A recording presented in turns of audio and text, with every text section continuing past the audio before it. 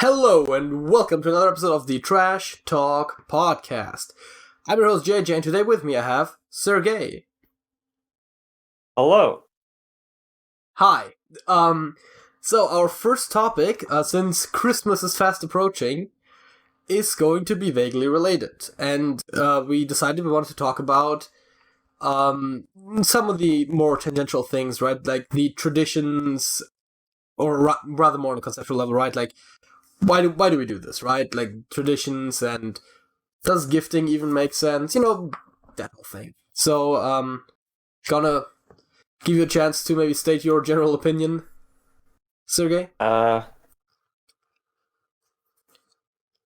Personally, I don't really care what other people do. Yes. In general. Yes. Yeah, but personally, I do it. Just like if I don't know if another person does it or not, I'll do it. But if we both agree upon that it's unnecessary, I'll probably not gonna keep doing it. Like gifting stuff. Oh, yeah, we were talking about Christmas gifting now, right? Yeah. or birthday, yeah. What is your opinion on that? Yeah, it's kind of weird, right? Because on the one hand, it is kind of a nice tradition, right? The idea of giving something to someone else, and then, I mean, at the end of the day, you would think that if I give you something for your birthday, you're probably going to give me something for my birthday. And if I give you something for Christmas, you're probably going to give me something for Christmas. And at the end of the day, that ends up with effectively us giving each other the same amount of stuff, more or less. At which point you could argue that from a value standpoint, that makes no difference. And then we get into the problem of, if I gift you something, but you don't maybe appreciate it as much as I thought you did, then if you spent the same amount of money to buy yourself something, which you would appreciate more, then gifting each other things is effectively a net loss. Yeah. Which is the one thing that really kind of bugs me about it. And of course that also then ties into the whole tradition aspect, right? Like, that's just how it is done.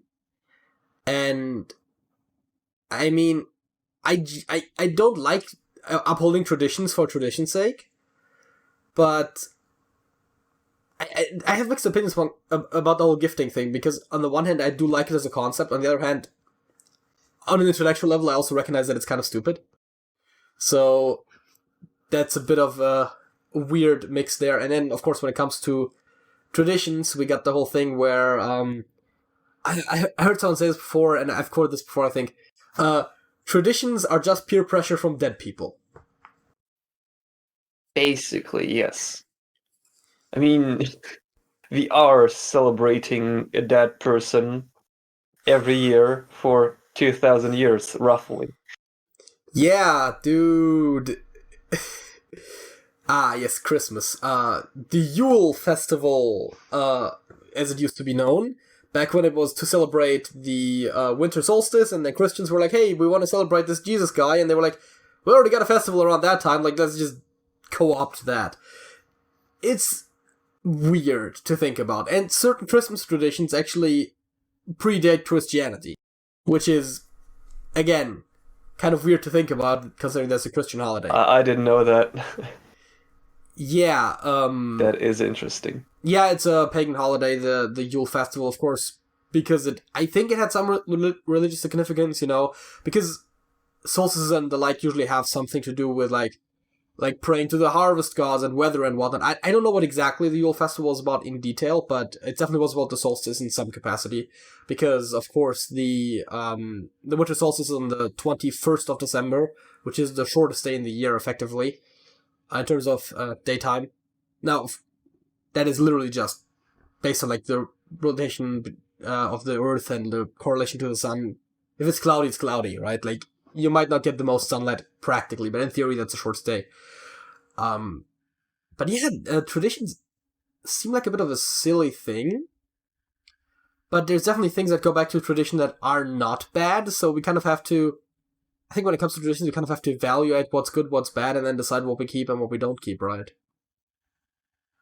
Yeah. So basically look at each individual tradition individually. Said individually twice, I Yes. think. That's just how individual it is. Yeah. I Again, tradition as a concept seems kind of silly, but on the other hand, there is some good things that come from it, right? We can broaden that even a little bit to a lot of the religious tenets that, I mean, it is a Christian holiday, as I said, right? So Christianity has a lot of good things and a lot of bad things, and it seems that modern Christians, for example, are very good at cherry picking the good things, and maybe some of the bad things if they just happen to not like certain people. But so I feel like that's almost a bit of a showcase of that idea, right? That certain things are better or worse, and you just pick the good ones, right? Because modern Christianity doesn't really have a lot to do with Christianity like 500 years ago. Yeah, yeah. Don't have anything to add to that. So, I guess maybe you seem to have some opinions. Did you have some opinions more on like gifting or traditions in general? That because we kind of went over this very quickly of the basic ideas. Like you mentioned the good traditions, or good traditions. Can you name any, maybe, so I can bounce back on that? Yeah. So, I mean, for starters, of course, the whole like the celebrations are generally not a negative thing because it generally brings a lot of people joy, right? Like celebrating Christmas, celebrating Easter, whatever. Though, of course, these days they do have a bit of a consumerist tinge to them. So while I might not necessarily agree with the underlying principles, I don't necessarily mind holiday celebrations, for example. That's a bit of a loose idea. There's some other. I can't really think of like a strictly positive tradition, which, yeah, I know that kind of undermines my point. I'm sure they exist. But to be honest, I kind of didn't think about like just celebrating in itself as a tradition. Yes. Up yeah, But the individual, like the reasons why we celebrate are rooted in tradition, and thereby the celebration is kind of a positive outcome of the tradition, I guess. More so. yeah. Celebrating in general. I do feel like this is a good one. Um, Granted, without all the consumerism that we have now. Like, man, Christmas, it's like starts 2 months early every year. Getting presents. I mean, I generally am more But of a getting presents kind of late type of person, so there is that. I think I got all of my Christmas presents together about a week ago, which it's very early for me, predominantly because I had a birthday present for my father, whose birthday is like this week, so I just figured I was just going to get the Christmas presents as well. yeah, So, but doesn't that happen every year? yeah, I do sometimes go Christmas shopping earlier. It depends a little bit on if I get all the presents in one place, for example, which I did for most of them this time. I always like that. I generally have a oftentimes end up gifting books to my parents, for example, because they read a lot, and it's a very easy thing for me to gift because I kind of know their tastes, and then I can just pick something up that I think they'd like, and then give them that. And so if I am already looking at stuff and I find multiple books, for example, that I think are interesting to gift to either of them, so since I'm already looking through books, I'll just get all the books, for example. If they are less Yeah. separate, if they are more separate, or if I can't find more than one interesting book, I might come back to it later. I have often bought certain Christmas presents like a couple of days before. Man. Um, it's a bit harder for me. because my presents usually take like a month to arrive. Yeah. I don't know why, but my Christmas present for this year will arrive somewhere in between the 7th and the 16th of January. So that's a thing. Ah, yes. Christmas time, the middle of January. Well, at least for Russia it is. Fair enough. Yeah, in Soviet Russia, Christmas is in January. Yeah, you've told me that before. Yeah.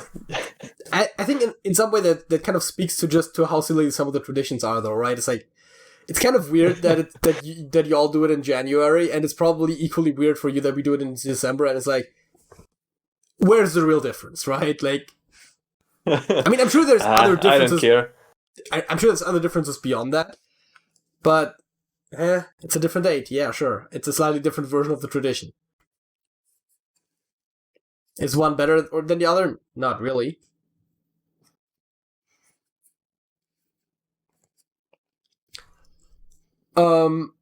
Yeah. Giving gifts is an interesting thing for sure, because you really want to make sure that you get something that the people are going to like, so that it's actually worthwhile to do it. And then if you order it online, as you said, or something, then you have to also consider shipping times. I oftentimes like buying gifts in physical stores, because then I know I have it right off hand, especially because I do it way too close to the deadlines. Well, deadlines, I say. So I'll generally just go to stores. We have a relatively local bookstore, which is nice. Also, whenever I do go to college, which right now is not exactly a thing, but generally speaking, then I'm also in the city. There's like all sorts of stores there. If it's Christmas, there's also vendors there that sell like little handmade things that are always nice Christmas gifts.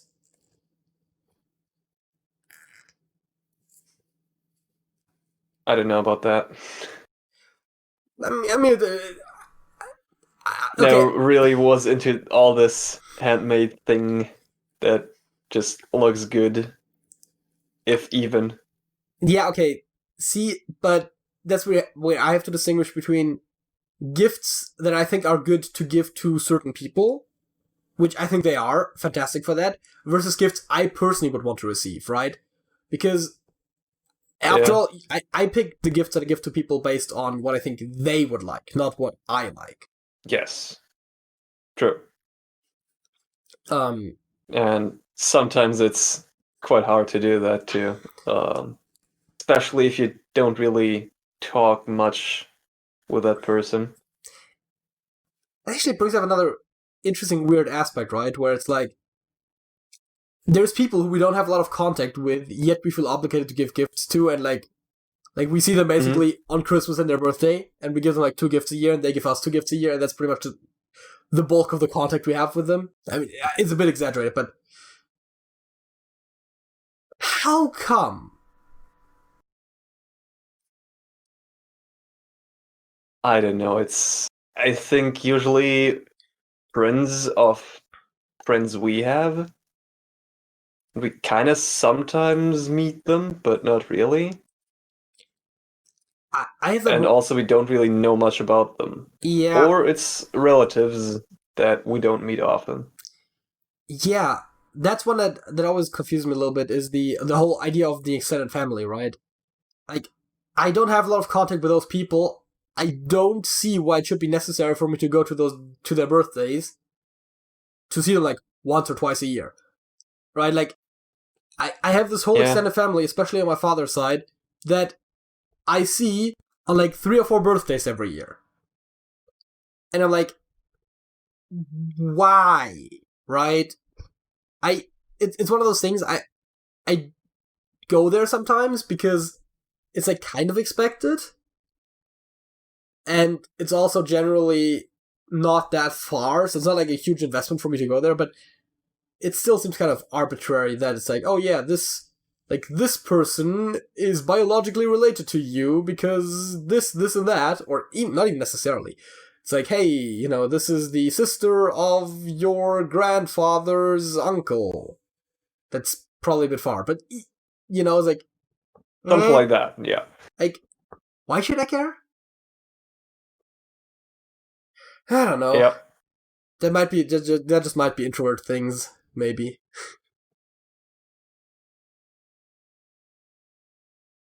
Could be. And of course, the whole tradition behind it for why you should care, I guess. Which, I guess, strong family units and importance of family goes back to times whenever you had to rely on your family more.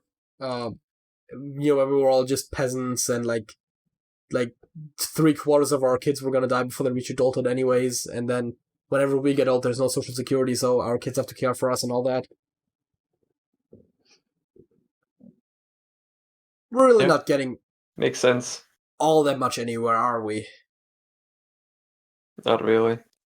Then let's hear about your fact of the week, so we can jump to the after show then, and all that stuff. Oh yes. JJ. That is me. What do you think is the highest mortality rate with a single surgery? A surgery. Yes. I mean, you'd think it's something like heart surgery or something. Well, no. One singular surgery event that happened. Oh, you mean the one time whenever there was a 300% mortality rate because he killed the patient and someone else and himself. Yeah. Right. Yes. No. So it was Robert Liston. He practiced in the early 1800s, before anesthesia was a thing. Mm-hmm. And they had to basically hold down the patient that was screaming and just fighting against everyone to the table and cut off stuff, perform surgery on him. So, the faster the surgery goes, the less of a problem there is, obviously. And this guy was able to amputate a leg in under 2 minutes. Yes. Which is impressive, I think. So, I never tried. I don't have any perspective. Like medically amputating a leg. Yes. Not just cutting it off. So yeah, basically, he amputated a bit too much with apparently an infected blade, because back then no one cared. So the patient died a few days later after the surgery. But during that, he also cut the hand of an assistant, like those assistants that were just basically there to hold down the patient. Yeah. With the same infected blade, so he also died a couple of days later. And on that day, there also was an elderly doctor present during the surgery, and somehow Liston, the doctor, cut through that man's coat with a blade. He didn't cut him, but because blood was everywhere and the man felt the tug on his coat or something, he had a heart attack and also died because of that. Yeah. And that is the legend of the 300% mortality rate surgery. See, I didn't remember it correctly. I somehow thought the doctor who performed it had died in the process, but yeah, no, 300%, yeah. Yeah. Very impressive. on the Doctor. So what is your fact? My fact of the week is one that has caused presumably a lot less death, and that is about the song Power of Love by the band Frankie Goes to Hollywood, which was their third #1 single. And apparently, they had to speed it up. So from what I've heard, I could definitely confirm that they sped it up. I couldn't confirm all the details here, but apparently they sped it up so that they could play it on radio, presumably because it was too long otherwise, because that used to be a problem back in the day. And the singer really didn't like it because in the process of speeding it up, he sounded a little bit higher pitched as well. Yeah, as you do. And yet, the song turned out great, and I don't want to speculate too much, but I would say that it might not have worked as well if they didn't do that. I know it's not nearly as exciting as after you've told me about 3 people getting killed in one surgery, but that is the fact of the week. Because I feel like that is a very well-known song, and whenever I heard that, I was like, oh, I didn't know that, and so I wanted to share that with y'all. I know Sergej probably has no idea what I'm talking about, but, you know. Not really. Maybe someone here thought it was interesting. Speaking of interesting, let's make some interesting decisions. Like... Oh, yeah.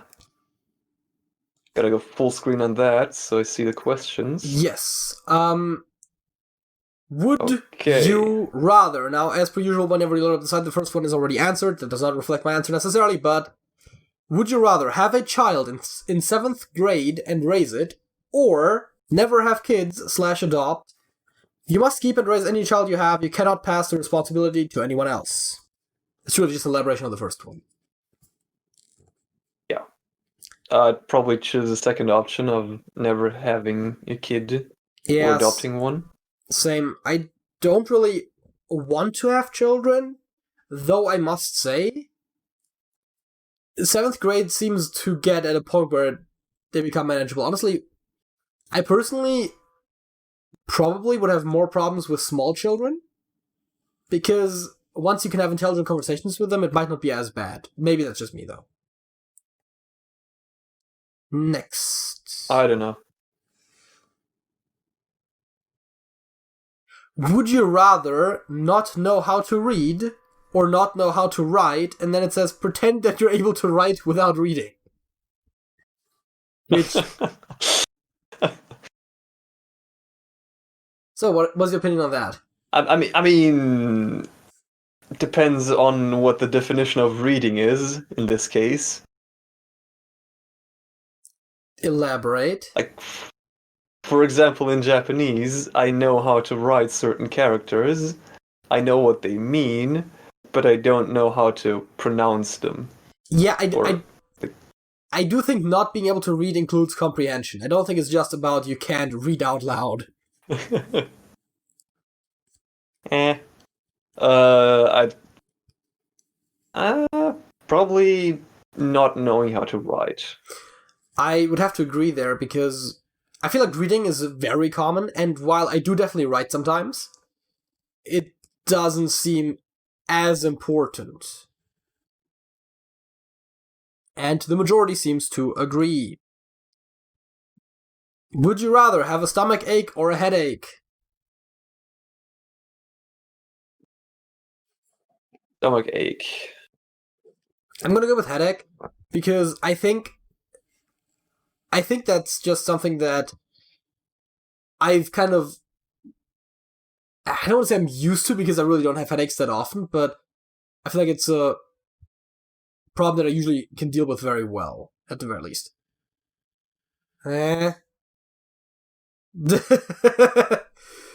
Would you rather fight in the Civil War or the Revolutionary War? This is assuming you know your United States history. You must have an active role, no drummers. So I guess this is... Hey, I used to play the drums, folks. This question is clearly not for me. Can I hold the flag? I believe that is specifically what the you must have an active role part is about. I don't know, man.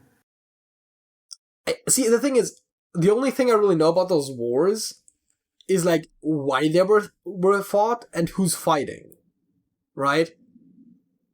So vaguely. Can you tell me that? Well, I mean, the Revolutionary really War. quickly.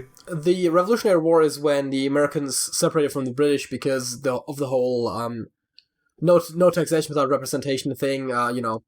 Boston Tea Party and all that. Yeah. And so it's the British and the Americans, which still at the time also consider themselves British. So it's really not that good of a distinction as we usually look at it in the modern day. But it's just the settlers in the Americas fighting against their home country, basically. And the Civil War. The Civil War is when the Confederacy and what do we call the other side? Anyways, whenever they were fighting about slavery, basically. I mean, it's not just about that, but it's really like the South wanted to keep their slaves. The North didn't really have slaves. And one of the big talking points there was slavery. I don't think that's what it was about. It's Civil War is a bit more complicated, I think. I'm also not an expert on history, but that's like vaguely what I can think of. And I mean, I feel like it depends a little bit on which side you're on as well. Yeah, probably fight in the Revolutionary War. I honestly kind of for some reason feel like there's, well, I don't know. From what I've heard, feels like it has a lesser chance of death. That's an interesting point. I definitely know that. I don't know. Because that's kind of course, where I would generally go, right? Like, whichever one I'm more likely to survive in a good condition. I do know that if I pick the Civil War, I'm closer to the present day, which on the one hand makes weapons more dangerous, on the other hand puts me in a slightly more comfortable time period overall. On the other hand, what I was thinking is maybe which cause is more worth fighting for, but honestly, I don't know. I guess, if mortality rate is better in Revolutionary War, let's go with that.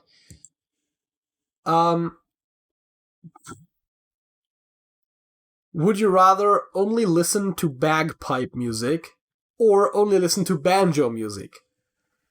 It would be the only instrument present in each song. Great. Banjo, for sure. I think so, too. It's not that I dislike bagpipes, but it seems like there's only so much you can do with bagpipes, right? It's like, I feel like with a banjo you could also be more subtle. And it seems to be the majority. Do you know about this? Halo and Gears of War? I never played Gears of War. I barely know about Halo. Actually, never played either. Let's skip that question. Yeah. Would you rather never eat pizza again or never drink another soda? Never drink another soda. I love my pizza. Obviously. I totally agree. I mostly drink water and coffee, neither of which is considered a soda. And I literally stopped myself at one point from drinking too much soda because sugar. So it seems like the strictly better choice for me. But I guess I get the preferences differ, right? If you don't eat pizza a lot, then maybe you would pick different. Huh. One seems way easier than the other. Would you rather kill 5 people with a knife or shoot 10 people to death? Assuming that it will take multiple stab wounds for the person to die and that it will be more painful, way to go.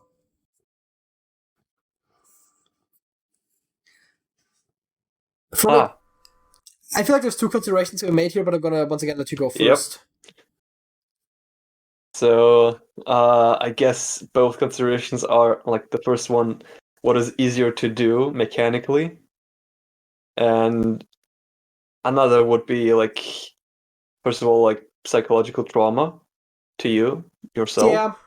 And another one would be, like, basically the trolley problem. Mm-hmm. That's the one, yeah.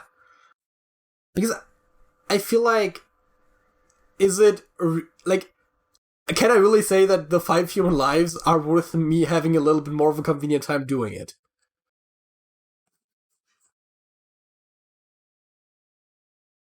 So, are we a psychopath? Or are we psychopath? You're not one singular psychopath. Together we're one whole psychopath!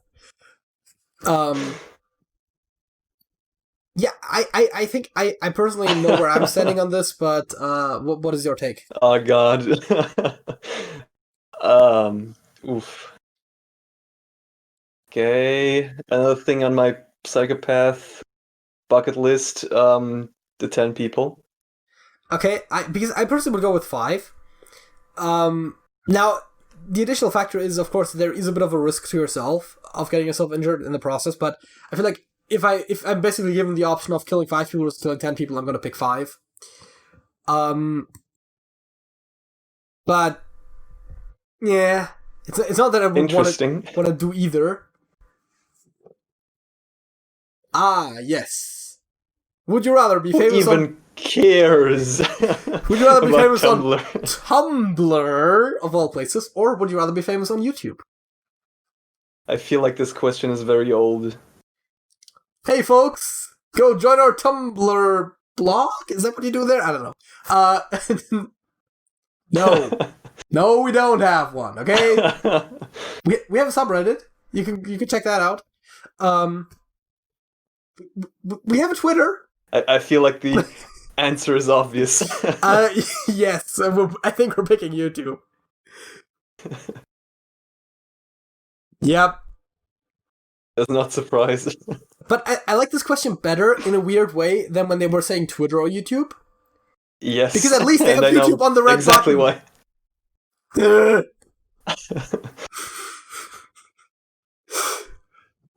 Yes. Would you... Oh, okay. Would you rather have the crush of your dreams or have infinite amounts of your favorite appetizer?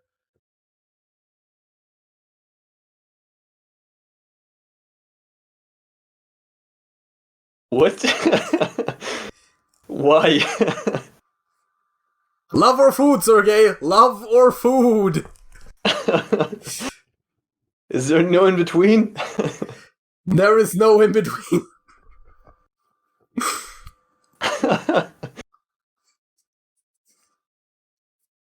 I agree with Roth 1 Waffle 3. Yes. Why would you choose red? So, not only does red sound like a very unhealthy choice, but also, I definitely, I'm tempted to pick love over food. Oh, did you see the bottom response here, by the way? Yep. I guess that's why. Right? That's fair enough. How about we do one more and then we head into the second topic? Sure. Go. Would you rather know everything in your partner's past or know nothing from your partner's past? And then it says, even the stuff you probably wouldn't want to know, and you would get no information from anyone but their past. What about their past? Oh, that was... Okay, fair enough. So for starters, I'm single. I do not have a partner. But I assume that is kind of being assumed here for argument's purposes. Yeah. So, do you have a strong opinion on this? I definitely know which one I'm picking. Okay. I would personally go with you know, you went first the whole time and you asked me. I would go with okay, knowing everything. Yeah, everything. I feel is kind of obvious. Because I'd rather, first of all, even the stuff you probably wouldn't want to know. It's like, why would there be stuff I wouldn't want to know? Right? That's the first thing. And then the second thing is, I'd much rather know things than know nothing. And if that comes with some uncomfortable truths, then that should be a price you should be willing to pay. Yeah.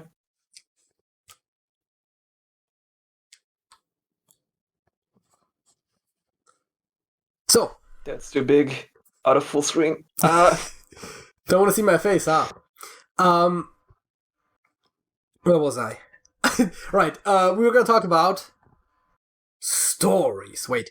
I'm doing this wrong. Imagination. So, we are posing the question of what makes a good story, and I'm gonna start this off with a disclaimer. There is probably not a lot of objective answers here, so this is gonna be a somewhat subjective topic. So, like what you like. And, Sergej, what kind of stories do you like? So, first of all, I feel like there are some objective answers there. Fair enough. Purely from statistics, what generally makes a good story. Like, for example, character development or world building. I've heard some time ago that there are 3 main building blocks for stories, 2 of which I just told you, and I can't remember the third one. Plot. I guess, yes. Yeah, no, it's character, plot, and world building. Okay, good. So yeah, and then you can have individual preferences around the 3 of them, plus some extra spice here and there mixed in. Ah, yes, you're one of those Dune fans, are you not? Not really. I'm not even sure if you got Never that seen joke. it, never read it, never whatever. It's a fantasy story about which centers around the central resource that is generally thought about is called spice. So that's just. It was a pun. Yeah. Yeah. So after having derailed that thing, yeah, I guess since you brought up those 3 building blocks, I'm gonna ask you which of those do you think is most important to you? For me, probably the world building aspect. World building and character development. Not much. I don't care that much for plot itself, because I personally don't really like it when stuff happens just for plot's sake. Yeah. I'd rather have a rich backstory for the world and the characters too, and see some nice character development. Yeah, because of that, through the interaction with the world itself. Yeah, I definitely agree that world building to me also is the most important, and I know that's not necessarily the case for a lot of people, but I'm always, whenever I see a movie or read a book or something, and it's like there's an interesting world, but everything else kind of falls flat, and it's like just not a satisfying story, but there's interesting ideas in there, I usually go out of it with a better feeling than if it's a really good story that was set in like a boring world, because it gets my mind working, right? It's like just thinking of through all of the consequences. So like if the world is built well, it's like, ooh, but what if this and that, and then just it's kind of like my mind writes a good story around it, not fully, but like it's basically yes. Yeah, I can make up my own stories. I don't know about worlds. I'm working on it. And I dropped my pencil. That was loud.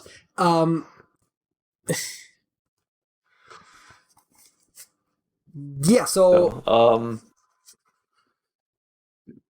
Do you have anything to add for your tastes in?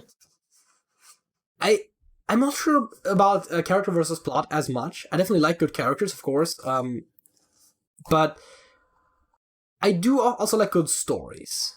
And also, one of the things that you've mentioned that I want to quickly give a bit of an exemption to is you said character development specifically. But there is one type of character. Sorry, yes. Okay, yeah, continue. There's kind of one type of character that is built around kind of not having development, and I've heard them be referred to as iconic characters, right? So if you have a character like Superman, Batman, Spider-Man, any given other superhero. Yeah. Also, I mean, there's other characters, right? Like other examples that I've heard brought up were like James Bond or something, right? Where it's like the story really isn't necessarily about the character growing as a person. It's really just about the character doing a thing. Right? Superhero stories are generally not about the personal journeys of the heroes as much as they are just about their heroics. So it basically becomes a plot more than a character story. Yeah, it's definitely. I think superhero stories often have more about plot, and the worlds are also very interesting, but the characters. It's not that they're necessarily not well rounded, but they definitely don't. I can't say anything about that. I've never really read into that, so That's actually just from an outsider's perspective. That's actually an interesting point. What kind of like, I guess we'd have to kind of broadly go to like genre or something like, what kind of stories do you usually consume? I'm trying not to like link to any medium in particular. Boy, like, are you talking about genres like fantasy, sci-fi, that kind of stuff? Yes. Everything, basically. As long as it has a good world and good characters, I don't really care what genre it is. I find it interesting that you start off by like, I don't really do any of the superhero stuff, and it's like, yes, but I watch every genre. I read every genre. Like, it's basically, yeah. So what I've gathered from obviously in a small subset, usually it being anime, but overall in that subset of media, I basically watch everything. Okay, anime is an interesting point, right? I know this is a bit on the side, but people always treat anime almost like it's a genre, which it's more like it is a medium. It has its own tropes. Yeah. And it has its own genres within it. But I feel like if you're watching an anime in a fantasy setting, for example, then it has far more in common with other fantasy stories, though they are very diverse in of themselves, of course, than it necessarily would have to do with like a slice of life anime, which would in turn have more to do with like a sitcom or something. I mean, if it's funny, or like a drama in the real world, if it's dramatic. Yeah. It's this basically the same thing as calling cartoons its own genre. Yeah. Or like live action films its own genre.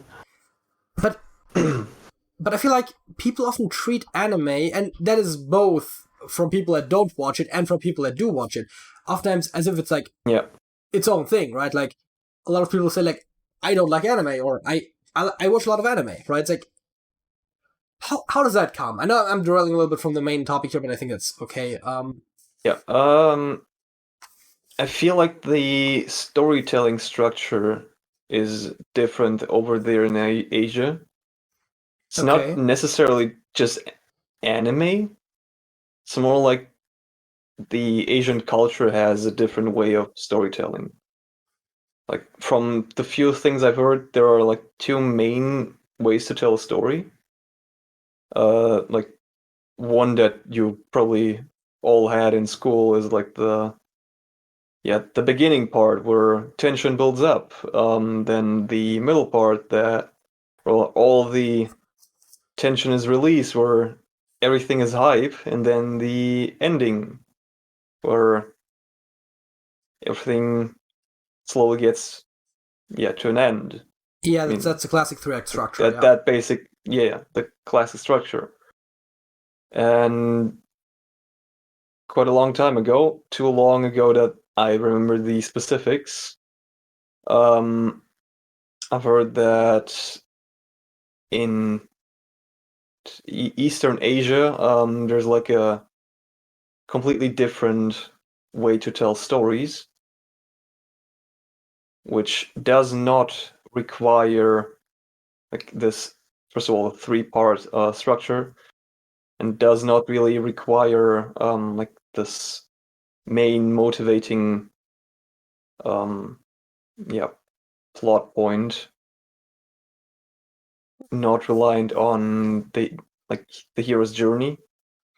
Yeah. Basically. So I feel like it has something to do with that. Why I like anime stuff more than live action, though the preference is not that high. I do watch normal movies and cartoons too. Yeah, because I definitely noticed that there's a lot of people that if they watch anime, they predominantly watch anime, and and then there's other people that are just categorically don't like anime, and I definitely find myself like seeing pros and cons of certain tropes that are very common in the genre, in the medium. But Yeah. because for me, it's always like I've watched a couple of animes. Is it plural anime or animes? I don't know. I don't care. I feel like I'm coming off as ignorant here, but I'm not brave enough for politics. Point is, I watched a couple of them, and it's usually ones that I thought had an interesting concept or an interesting plot, or if the story sounds interesting to me, I'm gonna watch it. It doesn't really matter if it is like an anime, Western animation, live action, like Yeah. I mean, I watch way too much TV anyways, right? It's that whole idea. And I read way too little, which is another thing that we've talked about before, and I'm not going to go into too much right now, but I am low-key staring at a stack of books that I still have to read, or want to read. Yep. Yeah, so because for me, I definitely read and watch a lot of the superhero stuff, which is almost a genre in of itself, and then sci-fi and fantasy mostly, with some other stuff thrown in there as well. I generally don't like watching stuff that is just like, this is the real world, and here is people just having real struggles, and like, doing real life things. Yeah. I think that kind of goes hand in hand with the idea of world building, right? I like cool worlds, and I like cool ideas, and if you throw me into the real world with what is effectively real people, I can still enjoy it, but I probably won't go out of my way to search that out. I definitely found myself liking stories that I wouldn't necessarily gravitate towards, but that's the problem, right? Like, you have to somehow hook me first. Yeah. Anything you have that you like or don't like about certain types of stories? So. Okay. Let me ask you a question instead, okay? Okay, sure. Go ahead. So, what kind of stories do you like more? Character-driven or plot-driven? I feel like the answer is more or less obvious, but still. I think it's plot driven, but I'm not 100% certain.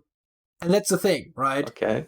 Because I generally don't constantly pay attention to what drives the story, right? I usually just enjoy the story. But I think a lot of them are probably plot driven. Because while I do enjoy my good characters, I find the story almost more interesting than the characters sometimes, which I guess leans me towards plot driven for sure. Okay, because for me it is kind of the opposite. Like just reflecting on what my favorite stories are overall. Like the majority of them are character driven. So I feel like that is a good indication to say that I enjoy character driven stories a lot more. Yeah. Yeah, I definitely one thing I definitely also noticed that I do often like is stuff with ensemble casts, where it's like about a group of people, which generally then is more about, the plot, and then like this character comes in here, this character comes in there. It's not necessarily. I mean, it's not that you can't write stuff that is motivated by the characters that has multiple characters, but I feel like oftentimes that is the case, that putting in the multiple characters already kind of has that idea where it's like, we need those characters to go through the plot, kind of.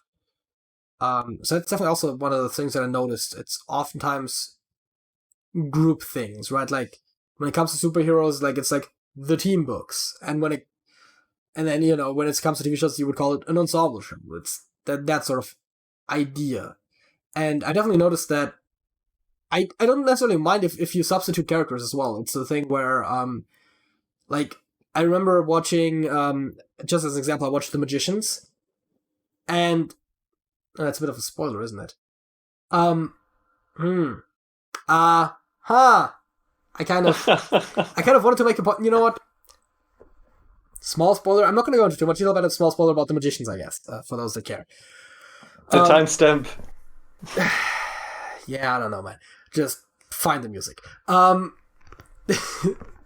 The main character, the arguably primary main character, is not present in the last season, let's put it that way. And I still found that to not necessarily be a bad thing. As a matter of fact, I thought that helped kind of shine some light on the aspects that were and like sort of the other characters, and shine some lights on other aspects of the story. And so I don't necessarily mind too much, though in that case it might have also been in part because he wasn't the most interesting character in the show. So, Maybe. I mean, it still could have been a character-driven story. I don't know. I was just saying about the whole ensemble cast thing and how. Yeah. Yeah, no, I think the beginning was definitely more about his. I feel like there's always both, right? Like characters have motivations and plot happens. Well, yes, but there's usually still quite. Well, at least I can usually tell which one it is. Like, if stuff happens purely because of the interactions of the individual characters in the story, it is a character-driven. Yeah, I mean, I guess story. It's a question of active characters versus passive characters, right? It's like, is the character acting or reacting? Guess, maybe. I don't know. But like basically, if stuff happens and suddenly a character or a group of characters have a goal in mind and do basically everything to fulfill that, and sometimes maybe illogical stuff happens along the way just to advance to that plot. I feel it is a plot-driven story. Yeah, I guess it's really, if the character's motivation are what starts off the story from the get-go, it kind of is more character-driven by nature. I don't think I'm good at that distinction. I know that people talk about it all the time, but I don't know. I just like some good stories and some interesting worlds. Is that too much to ask for? I don't think this necessarily went where I expected it to go, but also I don't think this was necessarily a bad talk. Is there anything you want to add to this particular discussion? I know we have time, but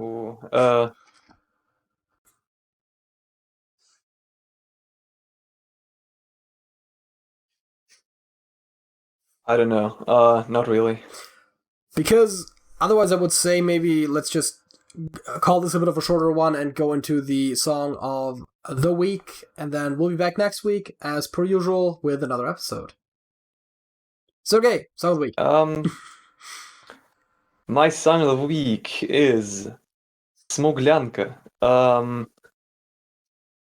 Again, a Russian song. As the last really couple of weeks. I like when you say the title and then you elaborate to specify it's a Russian song, because no one would have guessed. Well, I mean, people might think I'm mainly talking about one specific person. That it could be a Japanese song or something. Because I'm a big fuck. I can talk. Those languages don't sound that much alike. Well, for certain people, they do. Oh, you know, by the way, this is kind of a small side fact that I just randomly came up with, but I'm gonna let you talk about your song more. But did you know that Portuguese, specifically the one spoken in Portugal, sounds kind of like Russian? No. Apparently, I did not know that. Apparently, they use a lot of the same phonemes, as in sounds, and they also have a similar rhythm to the language. So, while you won't be able to understand anything they say, it sounds kind of similar just from a general sound standpoint. Gonna listen to that. but again, just the one from Portugal, Brazilian Portuguese sounds more like Spanish. So. Okay. Yeah, sorry, your song. So, anyway... it's Russian. The lyrics were written by Yakov Shvedov, and the music itself was written by Anatoly Novikov. Generally, we talk about more who performed the song? I don't fucking know, it probably has multiple adaptations.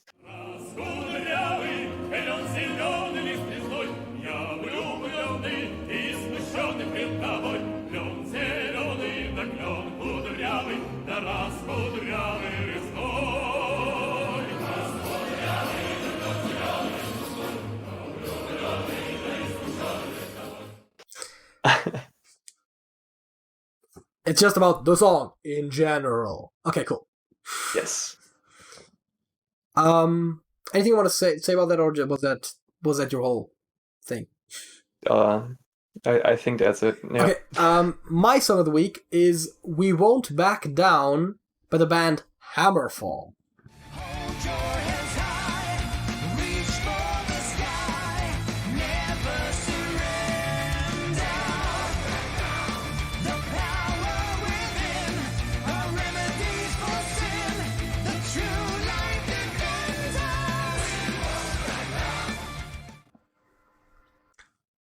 And hopefully both of those played right now. I don't think we're going to have problems with those.